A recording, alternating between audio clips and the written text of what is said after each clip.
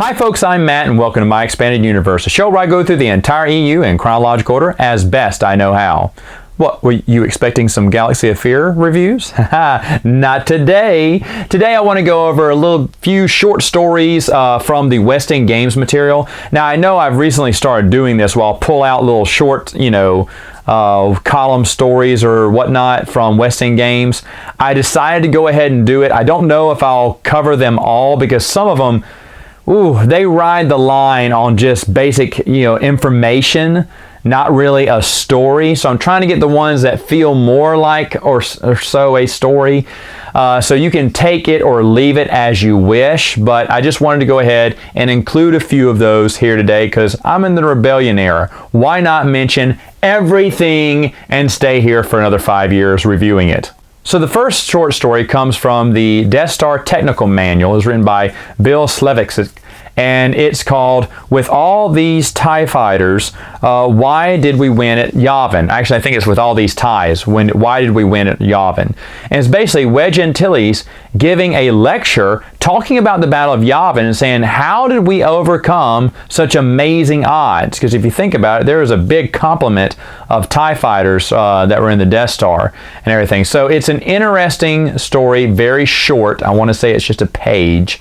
But you can read that one next. After that, you want to go to your Galaxy Guide number 1, written by Grant Boucher, and it's called Across the Burning Suns of Tatooine. Basically, our historian, Vorin Nall, who we've talked about before, is giving an account of him and his visit to Tatooine. Now, this is very similar to Professor Hoole's account of Tatooine in the illustrated Star Wars universe. Now, if you're saying, well, Matt, you never really talked about that one, where would you put that one in? Well, if I was to put Hoole's encounter of Tatooine, I'd put it way before this, probably, no, most definitely before A New Hope. Now, I didn't really think about putting things from the illustrated universe in there because that reads very closely as a source book, except it is from someone's perspective, so I guess you could say it happened. So I would say that if you wanted me to put Hoole's encounter on Tatooine, it would have happened just somewhere, just slap it in. I feel like new canon people now, right? Just slap it in somewhere before the fourth movie. But for Vorin Nall's visit, I would put it about right here, and just his encounter and what he encountered, what he saw while he was there. Which encounter do I like best? Well, of course, Kevin J. Anderson gives a very thrilling and interesting Hoole, but like I said, those read more like just information than they do stories. But, I guess you could put those in too. In fact, you should get the illustrated universe. What's this review going to be about? So let's go back to Galaxy Guide number 1. Let's go back to Grant Boucher, who wrote a lot of these little little side stories while he was, designing the guides, which, you know what, it made to break up the monotony of just information dump, information dump, information dump. It was nice to have these little leaflet stories that were one page, these side stories. This one is called Camie's story, by the way. Basically, Vorin Nall is interviewing Camie here. And as I've said before, Camie is a very underutilized character in the expanded universe. I thought they could do a lot with her.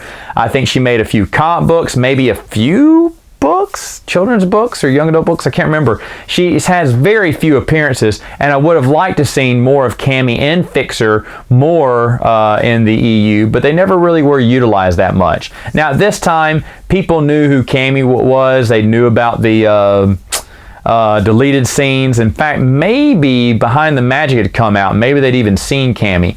Either way, Grant Boucher's just trying to throw in some other information in there while talking about Tatooine. And he uses, this is the thing, Grant Boucher has his own little character, right? Vorin Nall, a historian.